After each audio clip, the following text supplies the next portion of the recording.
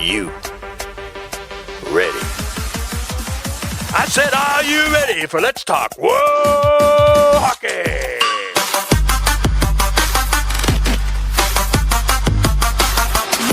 And now, here are our hosts, Beth and Courtney. What's going on, everybody? Good evening, good day, good afternoon, whatever time you happen to be listening. Welcome to episode 51 of Let's Talk Whoa Hockey. I'm your girl, Beth, joined by my new special co-hosty friend, none other than Courtney Dagger. That would be me. Hello. How are you? Pretty good. How about yourself? I'm doing good. I'm excited that you're here and you're going to be like a staple feature for a bit, you know, bringing some chaos over. Of course, as always, chaos. And we are, as always, brought to you by 5 in a Game Sports Network. Make sure you give our network socials a follow on Twitter and Instagram and also on TikTok, because Kat does TikTok.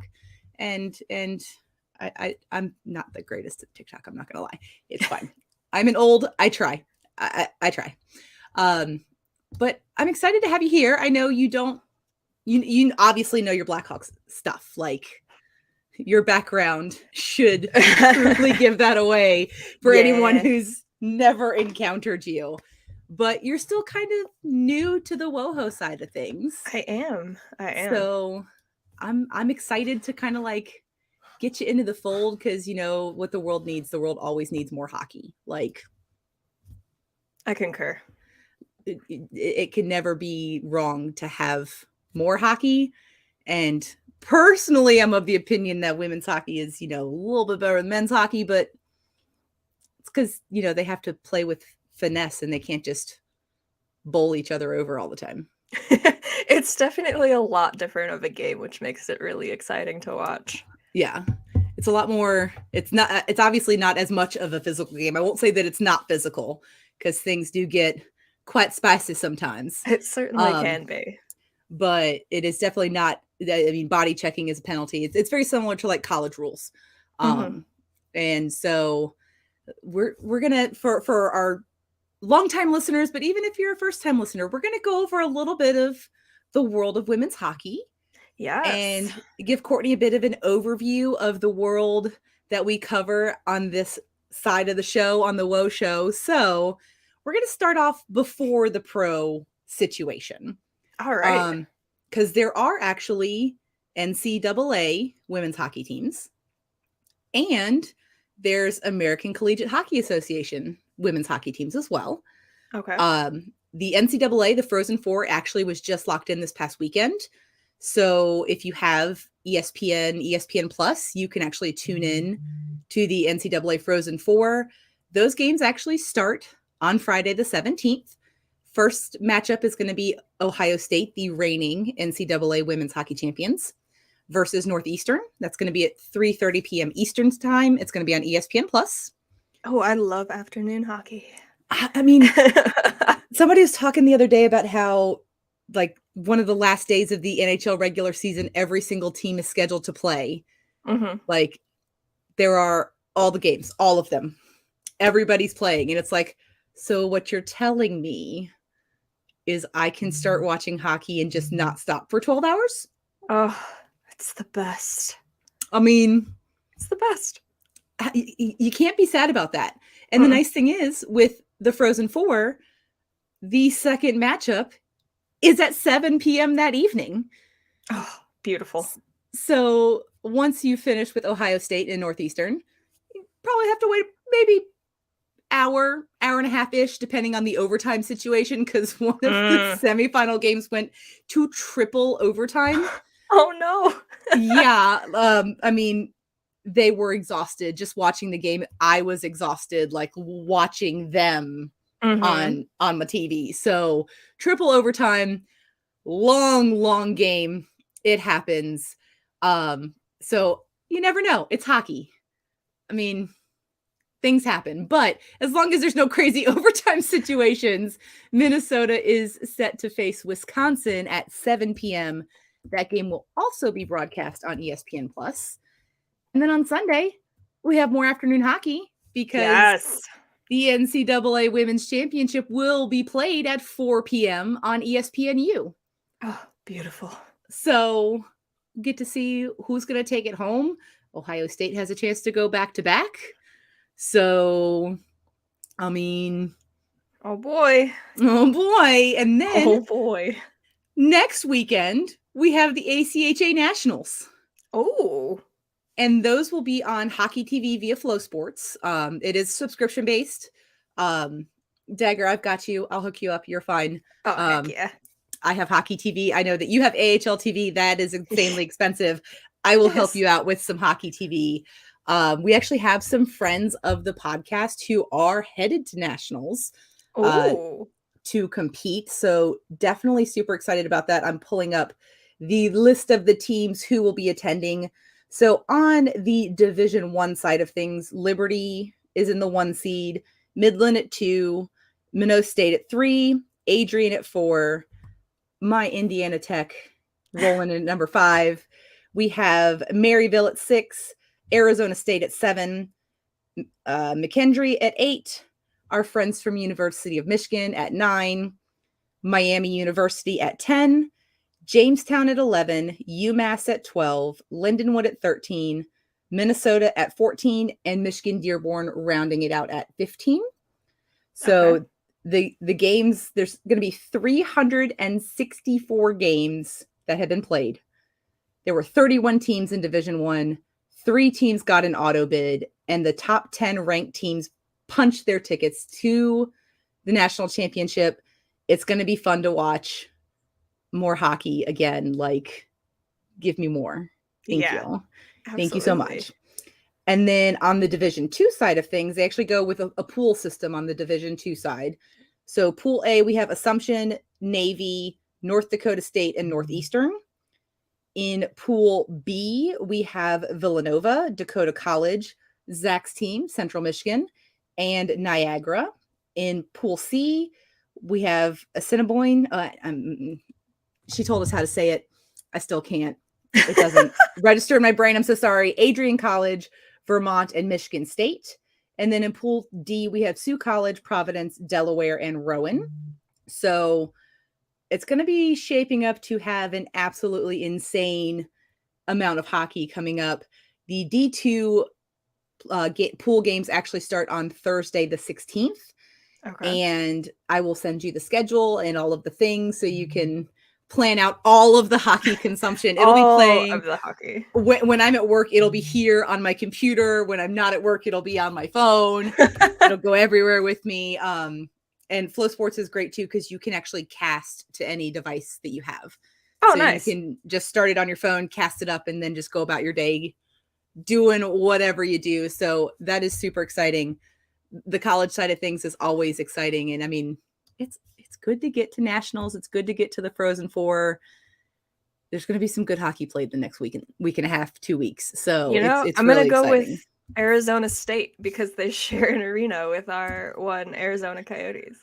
Well, and I mean, not only do they share an arena with the Arizona Coyotes, on the 26th, they're going to be sharing an arena with the Pro League on the women's side of things, the Premier Hockey Federation, because the Isabel Cup final will be played at Mullet Arena. I just set you up for the perfect segue unintentionally. You did! Like, that was totally unintentional, too. You're just amazing. Love it. But that will be on the 26th of March, 9 p.m. Eastern. It will be live. I don't know if you're ready for this. It's going to be on ESPN. Like not the main ESPN. Not like ESPN 472, not ESPN Plus. Like, it's going to be on ESPN and TSN. Dang. I know. Like, last year it was ESPN2, which is fine. It was on a Monday. Also fine. Like, I get it. I understand. First year with the ESPN partnership. Little crazy. This year, it's on a Sunday evening. I mean, it's in Arizona, so obviously with the time shifts, etc. It starts at 6 p.m. in Arizona. However, it's 8 p.m. for you and 9 p.m. for me. It is what it is. You just got to roll with it. Just got to roll with it. That's why coffee was invented. Like, It's absolutely a thing. So currently, there is only one professional women's hockey league in the United States. It's Premier Hockey Federation, formerly the National Women's Hockey League. Great players, absolutely amazing. The things that they're doing with benefits and salaries and availability there. I mean, yes, it's ASU's arena. However, it is technically currently an NHL arena as well. And that's where the championship is going to be. Did just find out today, per sources via The Athletic, that the Professional Women's Hockey Players Association will officially next season become a players association only, because they are reportedly finally launching their league for the 23-24 season. Are you sure? According to Haley Salvian, yes, she got sources. They said the players were told this past weekend that, yes, this is happening. It's a go. We have everything in for place. Sure. Allegedly. Not like, this is a thing. JK, we're going to rip it away from you again. That is what happened last year. We got a similar message that they were launching a league, and then it didn't happen. It was supposed to be ready like a couple months ago for them to actually play like in a league. It didn't happen. It's fine. I understand it's probably not the easiest thing in the world to launch a whole like hockey league. It's really expensive, etc., etc. But in what might possibly have been the last ever PWHPA championship, that actually happened yesterday as well, we did crown a winner. It was Team Harvey's. Okay. I mean, they've got some names like Sophia Shaver and Haley Scamora and I don't know, Marie-Philippe Poulin. I don't know if you've ever heard of any of them. Not like, sure. Backstop by, Anne Renee Debienne. Never heard of her. I'm not trying to erase tragic memories out of my brain. I mean, if you look in the notes, I did put a screenshot of the full roster in there, but there's some pretty significant names on the roster. They were able to take the championship again. The pictures on Instagram are amazing. I mean, there's just like champagne all over the ice and all sorts of fun like celebration action shots, which I adore. Yes. So it was nice to see them kind of wrap up what hopefully will be their last season as not a league and more of like an exhibition tournament traveling situation. But we'll see. I'm not going to like hold my breath. They've done this to me once before. I'm not going to hold my breath that they are going to follow through until I actually have like, hello, this is a press conference. We would like to announce that we are starting a hockey league. Like that's when I'll be like, and a logo and a name, logo, city locations, schedule, team names, like transparency rosters. with salary cap situations. It's one thing I love about the PHF, though it started low on the low end of the scale. Obviously, I mean, same thing with the NHL, like, a long time ago. It started low, but like, last couple seasons, we've been at least doubling the salary cap and it's going to $1.5 million a team next season. Wow. Yeah. That's pretty great. And they have, like full benefits for not only themselves, but their like spouses and children. Wow. And all sorts of good stuff is like really starting to come together. Yeah. Had 7 teams this season, should hopefully have 8 teams next season. There is a U.S. expansion team that was announced at the end of season 6. Things just didn't come together.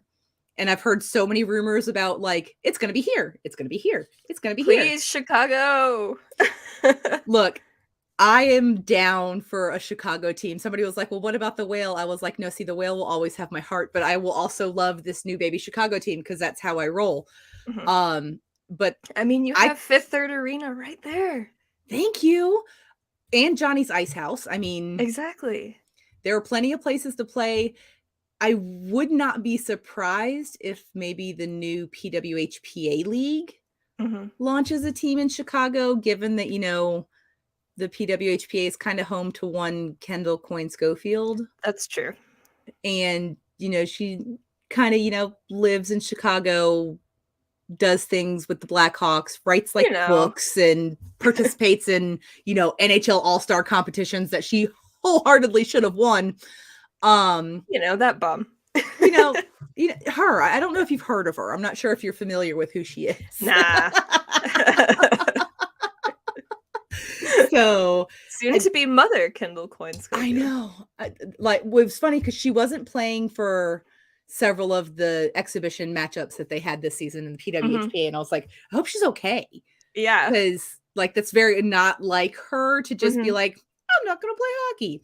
Right. And then I think it was 2 weeks ago, because it was right around the time of our 50th episode. That day she dropped we're expecting a baby, and it's like, that's why she hasn't been playing hockey. Hey, that makes sense. It does. And I mean, Natalie Spooner actually just had a baby, did a beautiful ad for Adidas, because she started playing again this past weekend. Okay. And the ad was just absolutely gorgeous. I shared it on the network Instagram page, and it was basically her talking to her child about how we're going to go show them that mommy can still do this. Yeah. And we're going to, prove to them that, we've got this, etc. And I want you to grow up in a world where, I did this to show you that anything is possible. And it was just like, oh, well, that's emotional. it would one of my friends sent it to me, and I was like, I don't know if I was not prepared for this. And then he also said, I'm going to go buy all the Adidas things now. Kind of like Bauer just does all of these stuff for girls and women's hockey. And I'm like, oh, I need to go buy more Bauer things now. Yeah. Okay. Right. Darn. Shucks. So hopefully in a couple months, we'll get a similar video from Kendall Coyne Schofield. Hopefully. Where she's like, all right, kiddo, it's time. Mama's going back to playing hockey. Gotta get back on the ice. Gotta get back on the ice. Gotta show you I'm still fast, because so fast. The wheels on Kendall Coyne Schofield are next level. I mean, next level. I mean, compete with McDavid level. I mean, come on. Yeah. When she took the ice for the fastest skater, I was like, oh, the boys are about to see. And then when they panned over to the benches, and they were all just like, yeah. It's like, yeah. See? See? Girls can play too. And it's the same. They've had female hockey players at the last couple of ECHL All-Star games, and it's been kind of the same reaction. People are like, yeah, okay, whatever, it's girl. And then, last year we had Jillian Dempsey down here in Jacksonville for the ECHL All-Star game, and she fast. And Sonia Shaver, she fast too. And it was really funny. We had he wasn't necessarily an e-bug, but he was kind of like the traveling ECHL goaltender. When somebody needs a goalie, he's the guy who appears.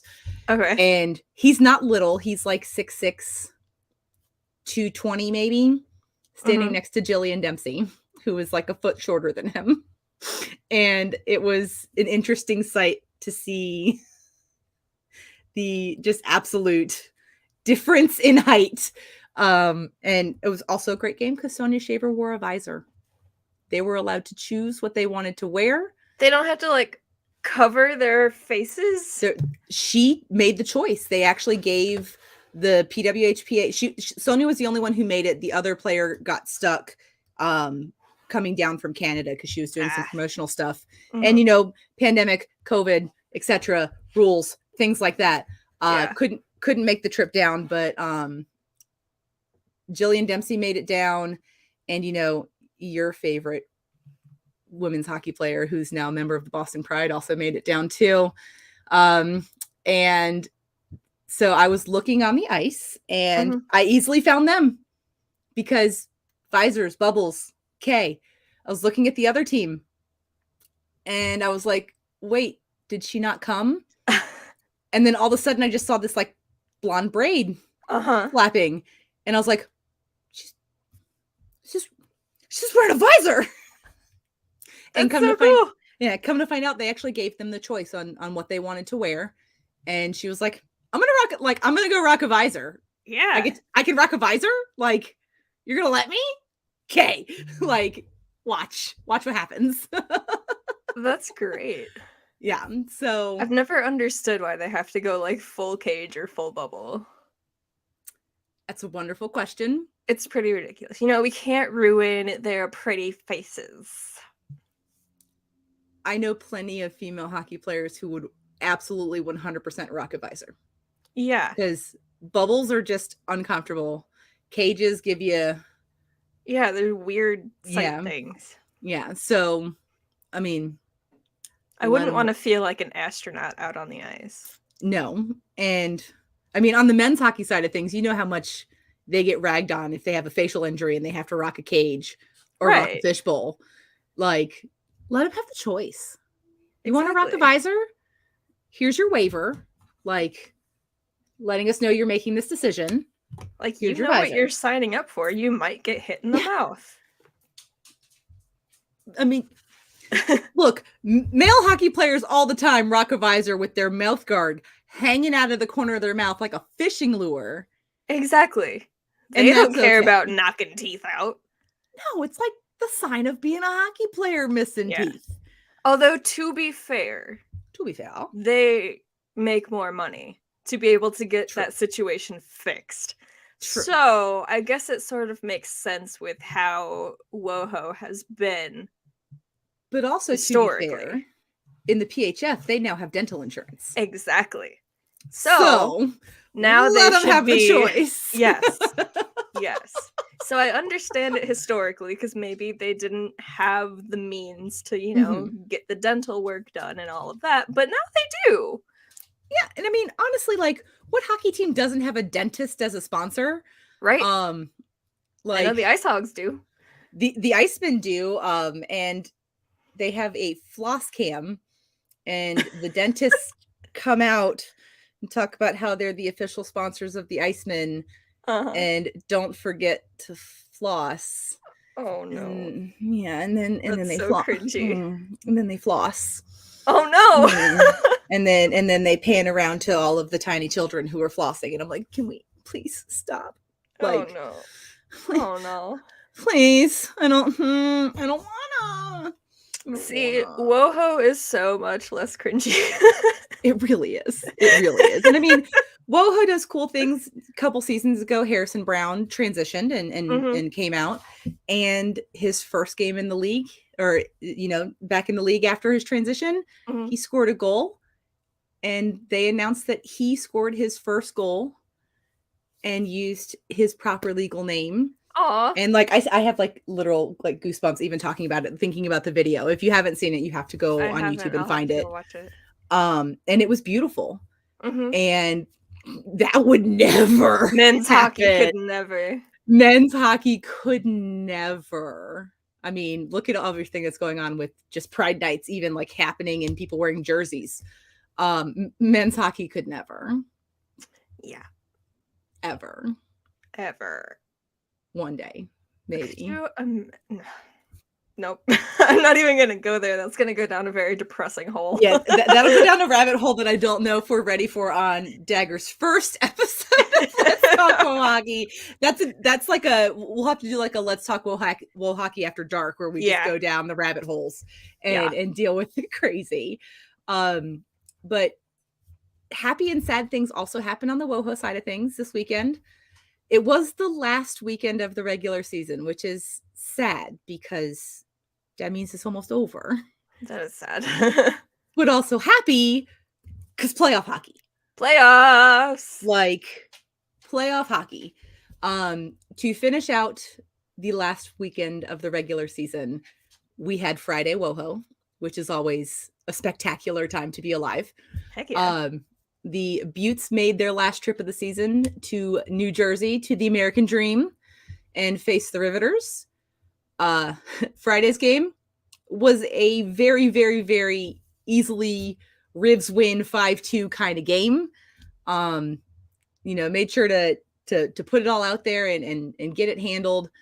Lots of goals between the Buttes and the Rivs. It always gets spicy. Okay. I'm guessing they're rivals then. I mean, Buffalo, New York, Metropolitan is kind of like a New York, New Jersey sort of situation. Okay. Founding 4 teams. So, the rivalry has existed for now 7 seasons. And so things tend to get spicy when they meet up. It's just the nature of the beast. I mean, the Rivs and the Buttes are also both kind of spicy teams. Okay. Usually they're 2 of the teams that lead the league in like penalty minutes. Mm-hmm. And, all of that fun stuff. And it is what it is. If you turn on a PHF game and you're like, I don't know who's playing, and then there's like some pushing and some shoving, and you're like, oh, it's probably them. This is a Buttes Rivs game. Okay, the powder blue didn't give away that the Buttes were out there, but yep, okay, cool, understood. And it was really just an amazing game. We love high scoring games. WoHo is just a different beast sometimes. The floodgates open, much like in the world of men's hockey. Sometimes when the door opens, it just cannot be closed. It just keeps going and going. It just keeps going. Saw goals from Courtney Maud for the Buttes, and also Michaela Grant-Mentis, who has had a fantastic season. The Buttes struggled this season, but Michaela Grant-Mentis, she kind of contributed to something around like 90+% of the points that they scored this season. Okay, McDavid. Right? She is unstoppable. She used to be with Toronto, right? Correct. She was with Toronto for a couple seasons. She was there, I believe, their inaugural season and last season, and then returned to Buffalo for this season. Because she did previously play for the Buttes as well. And then Canadian, yeah? Or is she American? Yes. Yeah. Okay. Yeah. I know there was a lot of confusion when the Olympics rolled around, like how is she not on the roster? Yeah, I mean, there's always kind of that confusion. A lot of it sometimes kind of boils down to, they've obviously Team Canada and Team US have their very established core rosters, and it's hard to get new people into the fold, especially since a lot of them played together during non-Olympic years in the PWHPA. So, but yeah, she is from Brampton, Ontario. Her brother actually plays in Michigan in the FPHL with my personal trainer. They're on the same team. He shared a post one day, and I was like, Grant-Mentis, hold on. Wait a minute. I know that name. And he was like, yeah, that's Michaela's brother. And I was like, well, I mean, Grant-Mentis isn't really a common name that you hear. So I kind of assumed. And then I went to Elite Prospects and, confirmed. So absolutely amazing to see. And then on the Rivs side of things, we had goals from Mintu Tuominen. We had a goal from Kelly Babstock. We had a goal from the captain, Madison Packer. One from Amanda Pelkey. And the icing on the cake was from Fanny Garat-Gasparix. And I mean, it kind of was like Oprah was in the building just handing out goals. You get a goal, and you get a goal, and you get a goal. Yeah, everybody gets a goal. And it's not awful to see the goals kind of spread out across the roster. Those are as hockey fans, coaches, teams, you want to see lots of people scoring goals. It's always great to see a fourth line goal. Let's be real. Yeah. Like, who doesn't get excited when like some fourth line enforcer guy somehow magically puts the puck in the back of the net, and we're all like, what? Did that just that happened last year for the Icemen. The Icemen have goal gifts for every player. Last year he did not have a goal gift because no one expected him to score goals.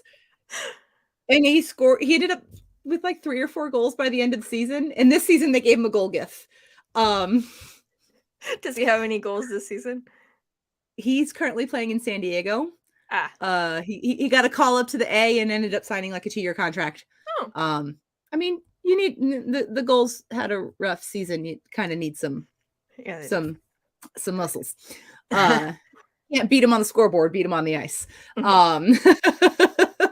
So, it's nice to see the goals spread around. The Buttes and Rivs did have their final regular season matchup on Saturday. the Buttes did open up the scoring, and it was like, oh, are we going to see a thing happen? And then the Rivs kind of answered back in the second period. And then the Rivs scored again, and it was like, oh. And then the Buttes scored, and we were like, oh. And then the Rivs scored on a power play to end the game in the third. Yeah, so it was one of those back and forths, like, are they? Win? Maybe? Maybe? Yeah. It's fine. It's okay. But we did see goals from Claudia Kepler and Courtney Maud on the Buttes.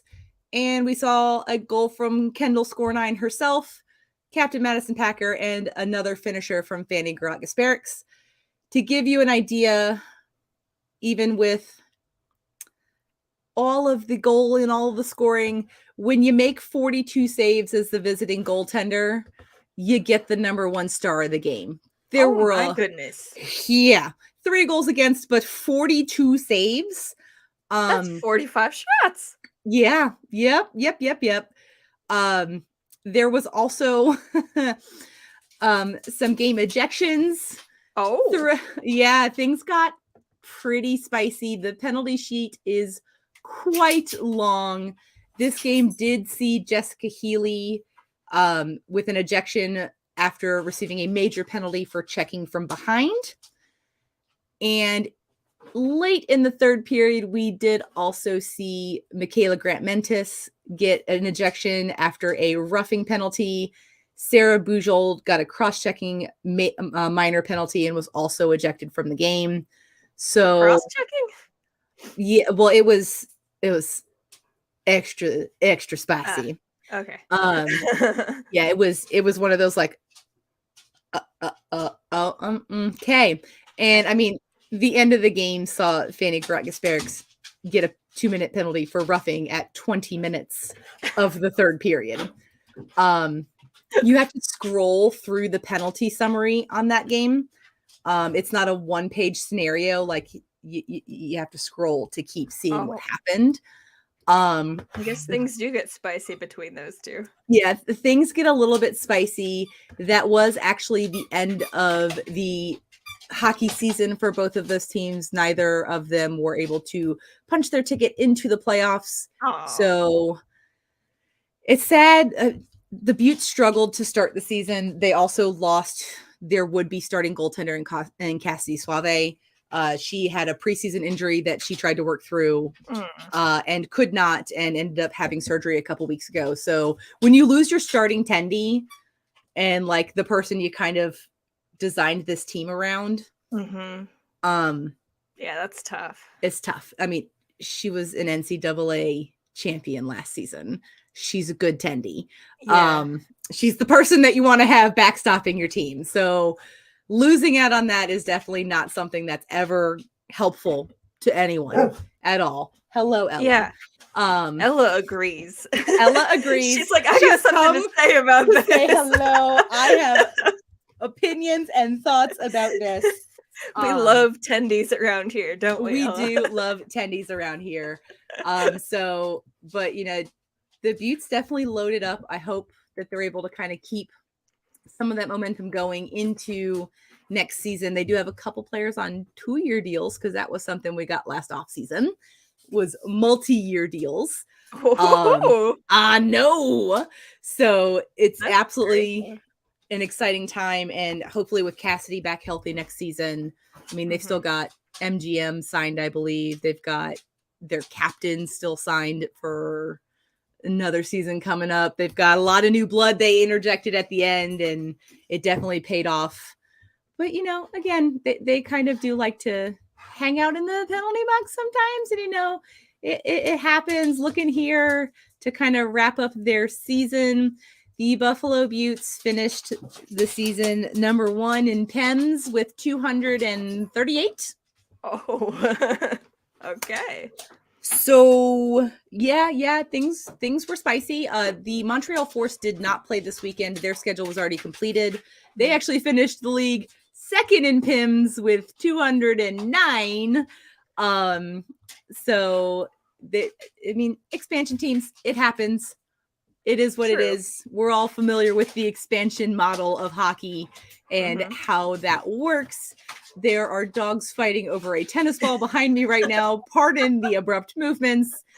We're going to shift over to two teams who locked in the 1 and 2 seeds in the league. This weekend actually determined the 1 seed. Oh, that's fun. The Toronto Six basically had to win out this weekend to secure the 1 seed. The Boston Pride had to win 1 of the 2 games this weekend. And I definitely didn't explain this to you before, but WoHo operates on the 3-2-1 points system. Okay. So 3 points for a regulation win, 2 points for an overtime win, and then 1 point for an overtime or shootout loss. Okay. So, and then regulation overtime wins are the only things that count in tiebreakers for standings purposes. That'll be important to know here shortly when we go over the final season standings. Gotcha. So on Saturday, the Boston Pride made their way up to Toronto to face off in their last regular season matchup versus the Six. It was a Boston Pride victory, 3-2.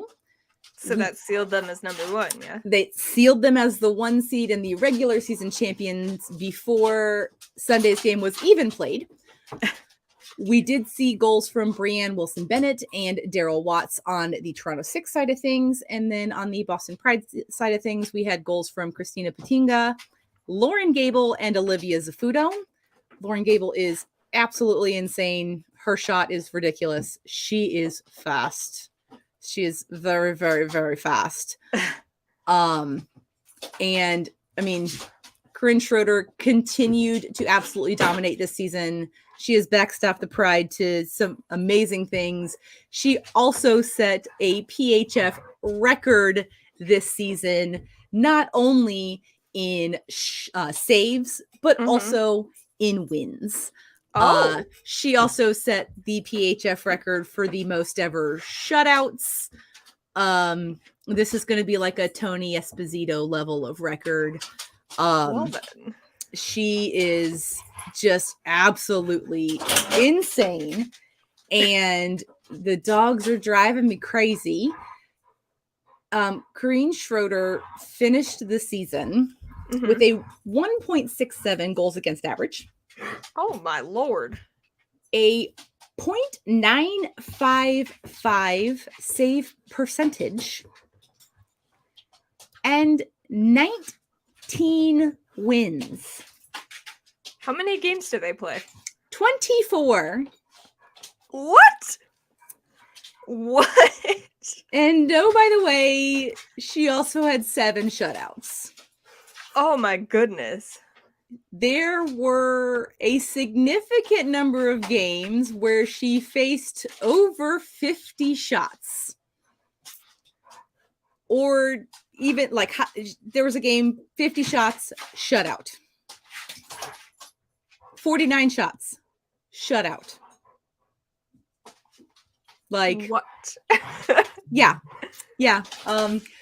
She stopped a lot of pucks. She faced a lot of shots. She is absolutely amazing. And oh, by the way, just to make it even better, she had 2 assists. Oh, why not? The PHF but no goal. She didn't score a goal. The PHF has yet to see a goalie goal. Lame. It has not happened. The first one is still to come. And, I don't know when that'll come, but it's going to come one day soon. I feel it like in my bones. I 100% thought she was going to have a goalie goal this season. It's probably going to be her on top of all of that. Maybe in the playoffs. She's going to have all the goalie stats, like all of them. My goodness. Yeah. So she's really good. Really, really good. She did have 2 goals against, but did save 35 shots on Saturday. Another almost double-digit difference, or another times 2 difference in shots. The Pride had 20 shots, and the Six had 37. And the Pride won 3-2 because hockey. She's really good. Wow. She's so good. And then on Sunday, they did have their rematch, which obviously the Pride were locked into the 1 seed. The 6 knew where they were going. But they did come out with the dub on Sunday afternoon, 5-4. Okay. We had Pride goals from Kaylee Friesen, Olivia Zafuto, Sammy Davis, and Callie Flanagan. And we had Toronto 6 goals from Cheyenne D'Arcangelo, Daryl Watts, Brittany Howard, Michaela Cava, and Brianne Wilson-Bennett. So it was another everybody gets a goal kind of night. And I mean, it's always great to watch them play. The shots were almost the exact opposite of Saturday. The Pride had 40 shots on goal and the Toronto 6 had 30 shots on goal. Just so absolute many shots. So many shots. So many shots. But again, with the top 2 seeds in the league, those are kind of things that you expect to see. That's true. And then the final weekend matchup was between my wonderful Connecticut Whale and the Minnesota Whitecaps, formerly the team of the Dagger. Yes. But, you know, her favorite player moved on to Boston. And so now it is. Courtney Dagger is a Boston Pride fan. And that's I fine. have the great goalie. So, I mean, you have Corinne Schroeder, so how can you not be sad? Exactly. So final weekend matchup was between the Whale and the Whitecaps. It was a 3-0 Whale victory with yet another Abby Ives shutout. She's had several this season.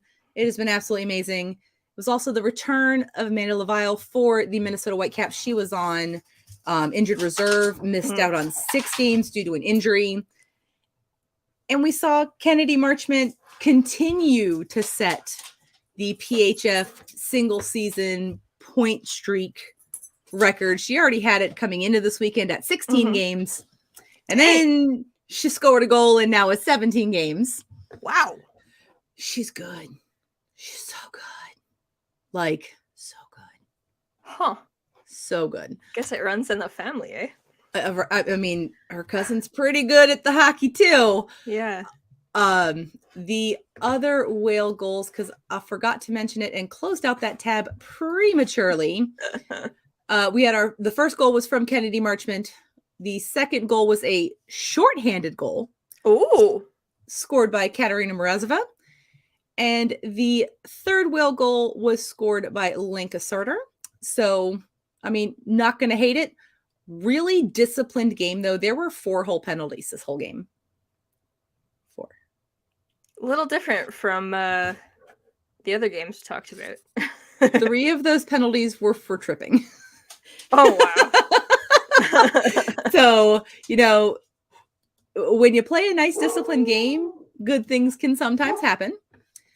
And for the final matchup of the regular season, the Whale also took home a dub for their 6th win in a row to end the season.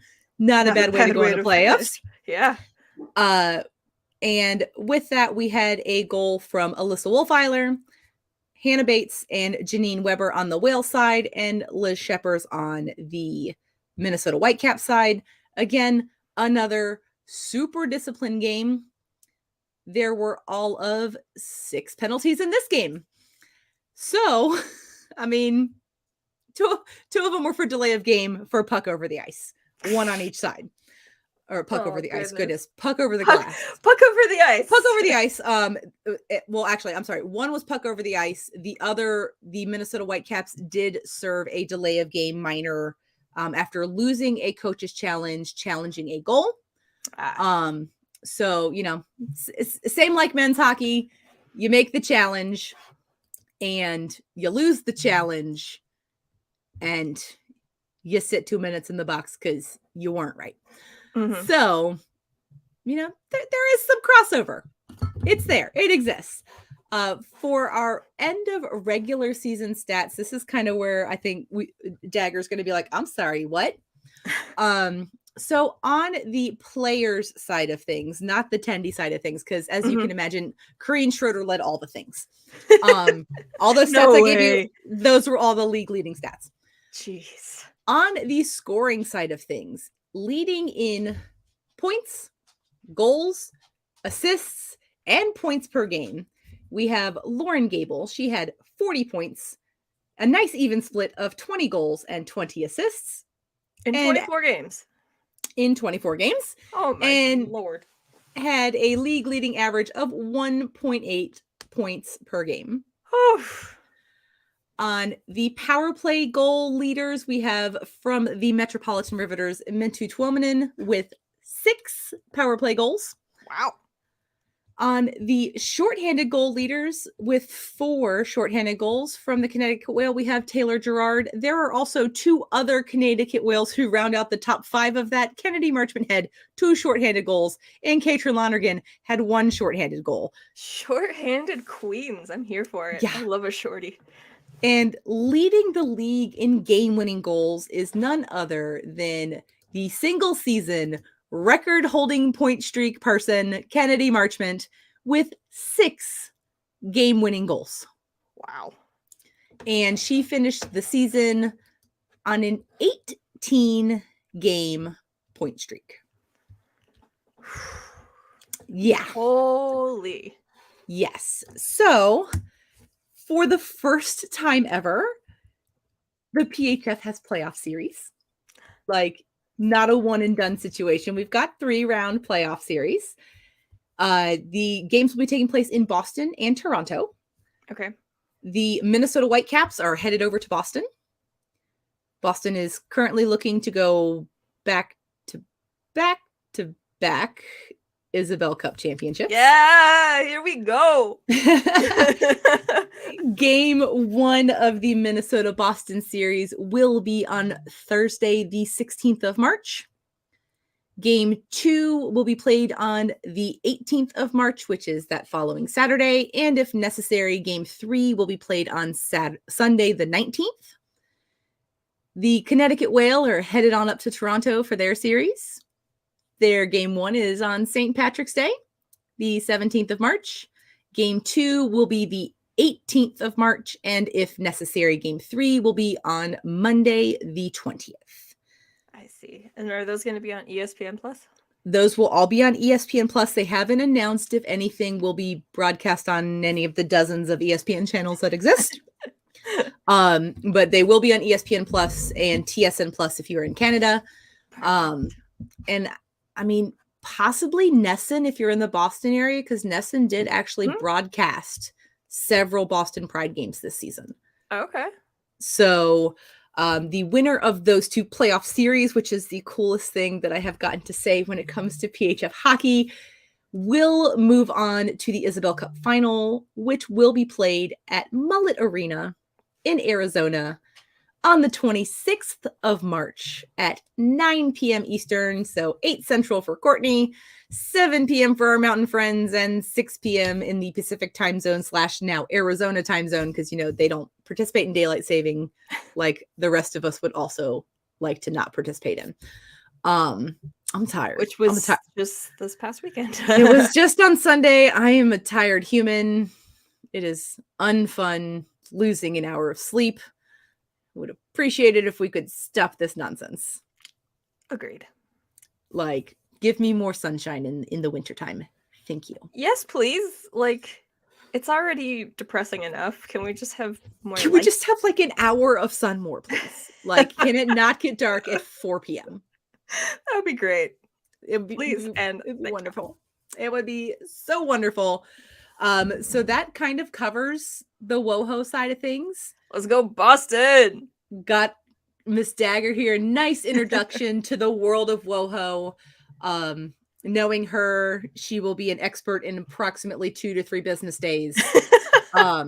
It'll be like you ordered WoHo Courtney Dagger on Amazon Prime with free shipping. She's gonna go learn all of the things, and absolutely, because that's what she does. That's what you do. Do you have the PHF cards from last season? I feel like you ordered those. I can't remember. I don't believe I do. I have hockey cards that you don't have? I think so. I know. I am shooketh. I know. If you'd like, I have the digital versions. I can trade them to you. Yeah. So for all of our friends, Courtney, where can they find you on the internet? Oh, it's pretty easy. Just at Courtney Dagger on Twitter. And if you'd like to follow me on Instagram, I don't post there as much. It's Courtney Dagger 50 because, Corey Crawford. I mean, duh. If you know, you know. Exactly. There's a reason she was here on our last episode because it was the 50th one and she is Courtney Dagger. And her and I both obviously love number 50 himself, as two of his jerseys are just chilling on the wall. Just chilling. And then for me, if you'd like to follow me on the internet, you can find me on the Bird app at WonderBeffers, and Instagram is mostly my cat and my dog. So I'm not gonna lie, it's generally Gary, Gus, and Ella. But if you'd like to give a follow over there, it is at Good Better Beffers. Of course, make sure you are following the podcast social media on Twitter and Instagram. It is Talk Wo Hockey Pod, and on the YouTube, it is at Let's Talk Wo Hockey. Make sure you're subscribed and you do the liking and the commenting and the sharing and all of the YouTube-y things that one is supposed to do. Because, more people need to learn about WoHo. This is a perfect episode to share. Exactly. Because we covered the whole gambit of the things you need to know about the basics of women's hockey. It's a nice little primer for everybody and a refresher if you've been around. Exactly. And, that's what we're here for. Exactly. And then we get to talk about playoffs next. I know. And I mean, the stickers and stuff, Chris Grady, who helped us get these, he didn't know about women's hockey before listening to our podcast. And this season went to his very first PHF game and went to see none other than the Connecticut Whale. So, boo! Boston, baby! Zach! Hey, you wanted the chaos? I'm going to bring the chaos. I know you're going to bring the chaos. And you know what? We love it. It's absolutely wonderful. So, for me, Beth, that's Courtney. 'Tis I. This has been episode number 51 of Let's Talk Wo Hockey. And we will see you guys on Thursday for some hockey talk. Heck Bye, yeah. guys. Bye. Bye.